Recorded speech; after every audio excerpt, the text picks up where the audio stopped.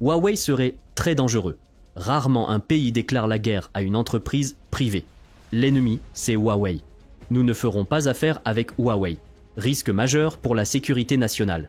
Ce sont les mots du gouvernement américain. Mais est-ce vraiment une histoire Huawei ou quelque chose de plus vaste ? 900 millions d'appareils, c'est aujourd'hui le nombre de terminaux qui tournent sur un système d'exploitation qui n'existait même pas il y a 5 ans. Alors que beaucoup pariaient sur l'effondrement de Huawei après la perte de Google, il s'est produit tout l'inverse. Le géant chinois n'a pas seulement survécu à la coupure d'Android et des services Google. Il a bâti un univers numérique complet capable de remodeler l'équilibre technologique mondial. Imaginez, demain matin, tous les services Google disparaissent de votre téléphone. Plus de Gmail, plus de YouTube, plus de Maps, plus de Play Store. Pour la plupart d'entre nous, ce serait une catastrophe. Pour près d'1 milliard d'utilisateurs, c'est une réalité assumée et ils ne regardent pas en arrière. Tout commence en mai 2019, lorsque l'administration Trump largue ce que beaucoup ont qualifié de bombe nucléaire réglementaire sur Huawei. Du jour au lendemain, plus d'accès à l'OS Android de Google ni à ses services. Partout, on commence à rédiger l'oraison funèbre de l'entreprise. Ils seront morts dans 2 ans, prophétise un investisseur de la Silicon Valley. Aucun acteur ne peut survivre hors de l'écosystème Google, assure un autre. Tous se trompaient. La suite a déjoué chaque pronostic. Au lieu de s'effondrer, Huawei entreprend l'impensable, créer son propre système d'exploitation de zéro. Pas une copie au rabais d'Android, mais une plateforme conçue pour fonctionner sans couture entre smartphones, tablettes, montres, téléviseurs et même voitures. Nom de code, Harmony OS. Et, début 2025, c'est le système à la croissance la plus rapide de l'histoire récente du secteur. Les chiffres donnent le vertige. En 2024, le chiffre d'affaires de Huawei a dépassé 860 milliards de yuan, plus de 118 milliards de dollars, soit une hausse de 22% sur un an. Ce n'est pas un simple rebond, c'est son rythme de croissance le plus vif depuis près d'une décennie. Sur le marché chinois du smartphone, Huawei passe de la 4e à la 2e place, avec des livraisons en hausse de 37%, tandis que celle d'Apple recule de 17% sur la même période. Surtout, Harmony OS 6 ne se contente pas de rivaliser avec Android. Il ouvre des voies que Google s'emploie désormais à rattraper. Le système embarque des agents d'IA capables d'automatiser des tâches complexes sans la moindre ligne de code. Réserve-moi le voyage complet, et le téléphone s'occupe des vols, de l'hôtel et des restaurants, en apprenant vos préférences au passage. Nous ne cherchons à copier personne, explique le Dr Chen Wei, architecte senior d'Harmony OS. Notre question de départ était simple. Si l'on redessinait l'informatique mobile aujourd'hui, avec tout ce que l'on sait, que construirait-on ? La réponse n'était pas Android. Le Mate 60 Pro est devenu l'emblème de cette bascule. Lors de son lancement en 2023, les experts occidentaux tombent des nues. Malgré des sanctions bloquant l'accès aux technologies de gravure avancées, Huawei sort un téléphone au débit 5G propulsé par son processeur maison Kirin 9000S.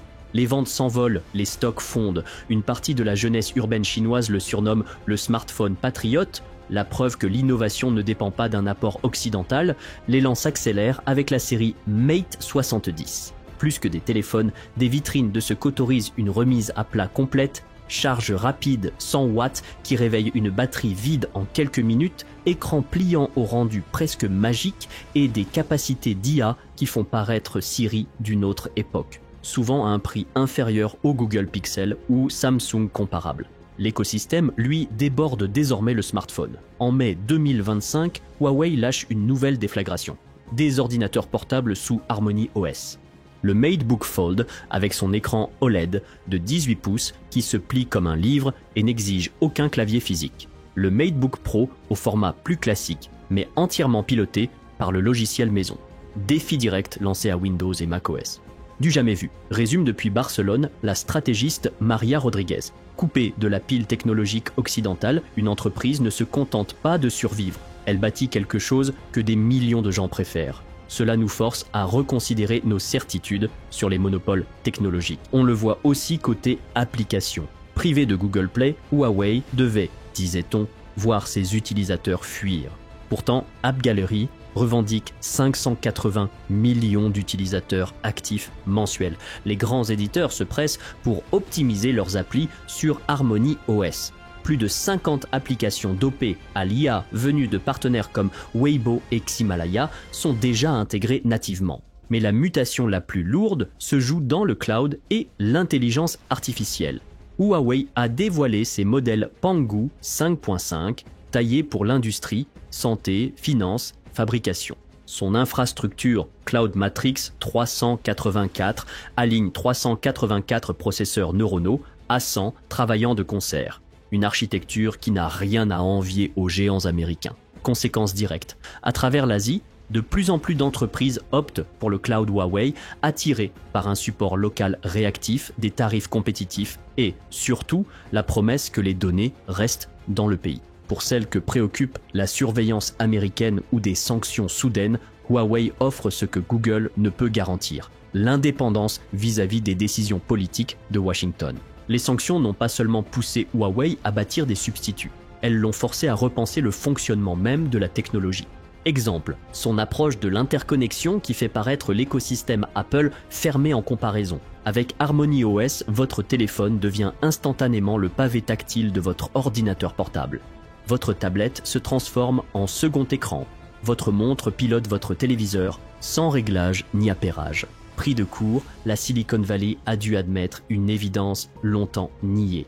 Nous avons passé des années à nous convaincre que nos jardins clos étaient des atouts, pas des limites, confie sous couvert d'anonymat un ancien cadre de Google. Huawei a prouvé qu'en 2025, quand on conçoit un écosystème à neuf, on n'a plus besoin de ces murs. L'automobile illustre le mieux cette disruption. Tandis que Tesla occupait les manchettes, Huawei devenait discrètement le cerveau de la révolution chinoise du véhicule électrique. Ces solutions intelligentes équipent plusieurs constructeurs, de la conduite autonome à l'infodivertissement. L'Aito M9, développé avec la technologie Huawei, s'est écoulé à 160 000 exemplaires la première année, dépassant nombre de marques de luxe établies. Surtout, la pile technologique embarquée surprend.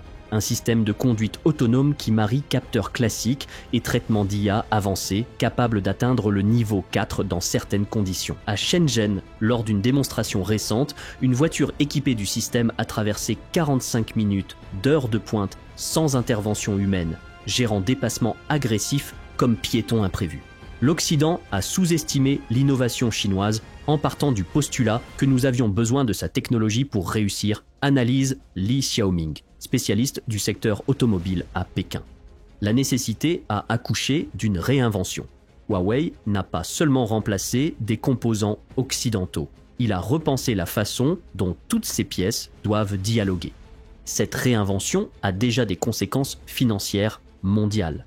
Les gérants scrutent la courbe Huawei pour ajuster leur portefeuille, pendant que des fabricants occidentaux de puces, qui s'étaient félicités de l'exclusion du groupe chinois, observent, inquiets, la montée d'alternatives locales. TSMC et ASML, longtemps jugés irremplaçables, découvrent un scénario où leur plus grand marché potentiel pourrait, demain, se passer d'eux. Le mouvement gagne aussi les développeurs. À Singapour, Sarah Thompson résume une bascule silencieuse. Je faisais iOS d'abord, Android ensuite. Désormais, Harmony OS fait partie de ma stratégie de sortie initiale. Les outils sont meilleurs que prévu et le marché est trop grand pour l'ignorer. En prime, le partage de revenus est plus généreux que chez Apple ou Google. Ce n'est pas un cas isolé, pour beaucoup l'arbitrage est devenu rationnel. Dans les marchés émergents, la dynamique est encore plus frappante. Là où le prix des smartphones restait un frein, l'agressivité tarifaire et les partenariats locaux de Huawei changent la donne. En Indonésie, aux Philippines, en Thaïlande, des appareils Harmony OS dépassent Android dans plusieurs segments de prix. Et il ne s'agit pas de modèles au rabais, ce sont des smartphones complets qui auraient coûté 3 fois plus il y a 2 ans.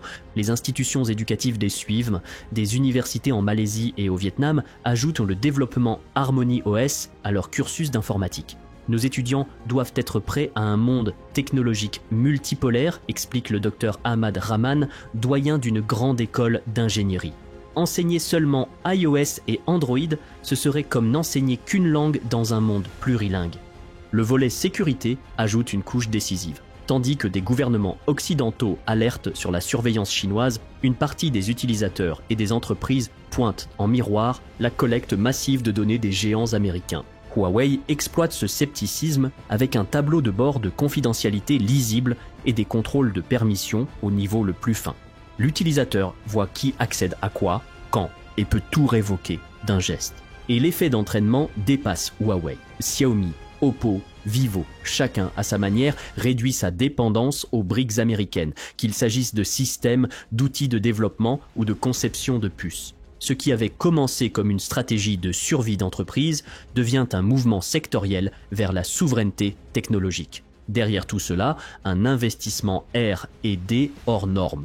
Huawei consacre plus de 23% de ses revenus à la recherche, plus de 27 milliards de dollars par an, un niveau supérieur au budget militaire entier de certains pays. Plus de 114 000 personnes travaillent sur ces sujets à plein temps dans un réseau de centres qui s'étend de Shanghai à Moscou jusqu'au Caire. Un historien des technologies à Stanford résume la portée. Nous assistons à la naissance d'un univers technologique parallèle. Pour la première fois depuis l'âge d'or d'Internet, une alternative crédible au modèle Silicon Valley prend forme. Ce n'est pas seulement une autre collection d'apps, c'est une autre manière de penser la technologie, ce qu'elle doit faire, pour qui et sous quelle souveraineté. Au bout du compte, la question a changé. Elle n'est plus « Huawei peut-il survivre sans Google ?» Elle devient « Combien d'utilisateurs accepteront encore d'être captifs d'un seul écosystème quand une voie multipolaire de l'OS au cloud, de la voiture à la vie privée, existe déjà ? Alors remettons les choses à l'endroit. On avait annoncé une entreprise condamnée, on découvre un écosystème qui s'étend du smartphone au cloud, de la voiture à l'ordinateur et qui revendique sa propre grammaire technologique. Les chiffres n'étaient pas des mirages, les bascules de marché non plus. Et derrière ces objets, une idée simple mais subversive s'est imposée. L'indépendance n'est pas un supplément d'âme, c'est une architecture. C'est là que le récit quitte Huawei pour toucher plus large. Des développeurs qui ajoutent HarmonyOS à leur plan de sortie, des universités qui forment aux nouveaux outils, des entreprises qui choisissent où résident leurs données. Des utilisateurs qui pèsent, pour la première fois depuis longtemps, une alternative crédible au jardin clos de la Silicon Valley. On n'oppose plus seulement des marques, on confronte deux visions du numérique. L'une centrée sur la captivité douce, l'autre sur la souveraineté par le design. Ce déplacement n'est ni un accident, ni un simple contre-coup des sanctions. C'est une bifurcation. Elle dit que l'innovation peut naître de la contrainte, que la dépendance peut être désapprise, que l'écosystème peut être repensé sans copier-coller. Elle dit aussi qu'un milliard d'appareils ne forment pas une enclave, mais une frontière qui se déplace. Au bout du compte, la question s'est renversée. Elle n'est plus « Huawei survivra-t-il sans Google ?» Elle devient « dans un monde multipolaire qui choisit vraiment l'architecture, les États, les plateformes ou les utilisateurs. » Et chacun, désormais, répondra avec ce qu'il a de plus intime, ses usages, ses données, sa confiance.